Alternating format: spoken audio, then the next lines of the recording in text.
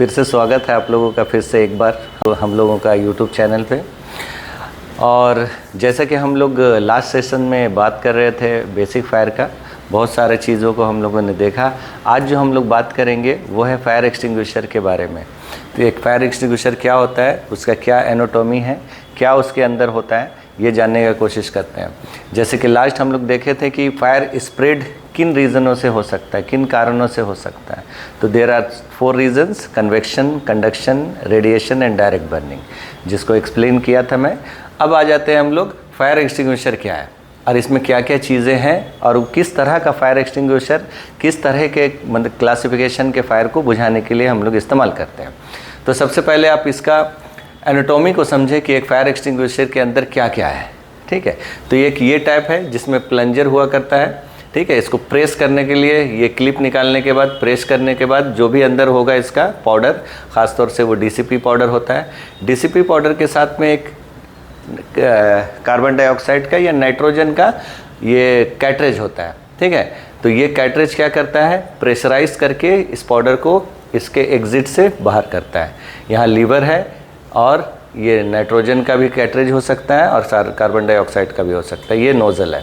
Dry chemical powder जो होता है उसके अंदर में मोनो अमोनियम फॉस्फेट करके वो पाउडर होता है, जो कि इसका एक्ट ये होता है कि जब फायर होता है उसके ऊपर हम लोग लगाते हैं तो वहाँ पे ऑक्सीजन डिप्लीट करता है। डिप्लीशन 16% से ज़्यादा डिप्लीट करता है, जिसकी वजह से ऑक्सीजन पर्याप्त नहीं मिलने की वजह से फायर को हम लोग कंट्रोल कर लेते हैं, बुझा लेते हैं, एक्सटिंग्विश कर लेते हैं। इसी तरह से जो ये ब्लू कलर का आप देख रहे हैं ना, हाँ, ये ब्लू कलर कोड के साथ है, तो इसका मतलब जैसा कि हम लोग जानते हैं डीसीपी ड्राई केमिकल पाउडर है, जो कि मोनो अमोनियम फॉस्फेट है। ठीक है, अब इसके क्लासिफिकेशन इसमें ऑलरेडी लिखा है ए, बी और सी। तो ये ए, बी, सी और इलेक्ट्रिकल चारों तरह का इसके लिए इस्तेमाल कर सकते हैं फायर क्लासिफिकेशन में, है ना। तो ए के लिए भी है सॉलिड वगैरह, क्लॉथ, वुड, पेपर, ऐसा कोई चीज़ जो कि जल के राख बन जाए, वैसा वाला क्लासिफिकेशन को हम लोग ए क्लासिफिकेशन फायर बोलते हैं।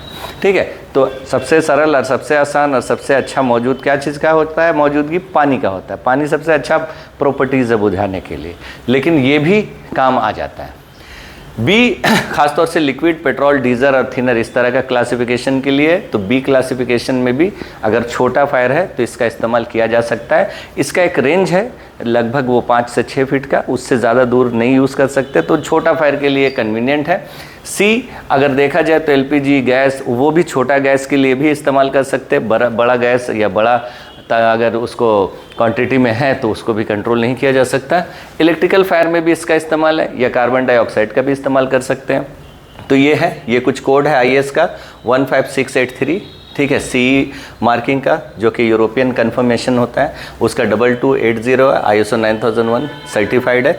और ये जो वारंटी पीरियड इसका नॉर्मली 5 ईयर्स का होता है, लेकिन इसको रखने के लिए भी प्रोविज़न होता है। वर्क प्लेस में डायरेक्ट सन में नहीं रख सकते हम लोग इसको, डायरेक्ट किसी ऐसे इंजन, मशीन, इक्विपमेंट के सामने जो हीट प्रोड्यूस करता हो। उससे क्या होगा कि इसका गेज जो है वो ओवर चार्ज हो सकता है। ओवर चार्ज हो जाएगा तो ज़्यादा इसका एक्सप्लोड होने का भी खतरा होता है, एक बार में निकलने का खतरा होता है, अनकंट्रोल्ड भी ये फायर एक्सटिंग्विशर हो सकता है। तो इसमें अगर देखा जाए तो यहाँ पे इसका पिन है, रिमूव करके ये लॉक हटा के इसको हम लोग इस्तेमाल कर सकते हैं। इस्तेमाल जो हम लोग करते हैं उसका मेथड होता है पास, वो भी हम लोग डिस्कस करेंगे इसके बाद कि पास मेथड क्या है। इसमें एक प्रेशर गेज है, गेज बोले तो सुई का कांटा है। ठीक है, इसमें यहाँ पे रेड पार्ट है और यहाँ रेड पार्ट है, बीच में ग्रीन है। तो ये सुई का कांटा जो हमेशा हम लोगों को ग्रीन में ही चाहिए। ग्रीन में होने का मतलब है कि ये प्रेशराइज्ड है। अगर ये लेफ्ट साइड डाउन हो जाता है रेड में, तो मतलब ये एम्प्टी हो जाएगा, खाली हो जाएगा। ठीक है, अब कैटरेज भले इसके अंदर पाउडर है, कैटरेज लीक हो गया और इसमें नाइट्रोजन का, तो ये भी ड्राई मतलब एम्प्टी हो जाएगा। और अगर ये राइट साइड में आ गया पूरा तो ये ओवर चार्ज हो जाएगा। तो ओवर चार्ज भी हम लोग इस्तेमाल नहीं कर सकते, क्योंकि इस्तेमाल करने टाइम में ये फेलियर हो सकता है और इंजरी का कारण बन सकता है। देखिए, ये कुछ टाइप्स ऑफ फायर एक्सटिंग्विशर है। सबसे पहले आप देख रहे हैं ये पूरा रेड में होगा, तो ये वाटर होता है, रेड कलर कोड के साथ होता है। दूसरा अगर हम लोग देख रहे हैं तो ब्लू है। ब्लू जो है ये इसके अंदर पाउडर है, ड्राई केमिकल पाउडर। ये क्रीम कलर का जो है वो क्रीम के अंदर फॉर्म है। फॉर्म का इस्तेमाल खासतौर से हम लोग लिक्विड और केमिकल इस तरह के फायर क्लासिफिकेशन में यूज़ करते हैं, बी के लिए बहुत कन्वीनियंट है। वेट केमिकल, ये ख़ास तौर से हम लोग इसका इस्तेमाल मेटल वगैरह में भी कर सकते हैं और इवन इसको किचन फायर के लिए भी इस्तेमाल कर सकते हैं। CO2 कार्बन डाइऑक्साइड है, ये इसमें हॉर्न होता है, हॉर्स नहीं होता, ताकि और इसमें गेज भी नहीं होता। इसका पहचान है कि इसमें गेज नहीं होता, हॉर्न होता है और इसका वेट से ही इसको जानते हैं हम लोग कि ये एम्प्टी है या भरा हुआ है। इसका कलर कोड ब्लैक है, ब्लैक स्ट्रिप होगा, इसमें येलो स्ट्रिप होगा, इसमें फॉर्म में आपका क्रीम होगा, ब्लू पाउडर के लिए होगा, रेड कलर वाटर के लिए होगा। ये कलर कोड से पहचाना जाता है।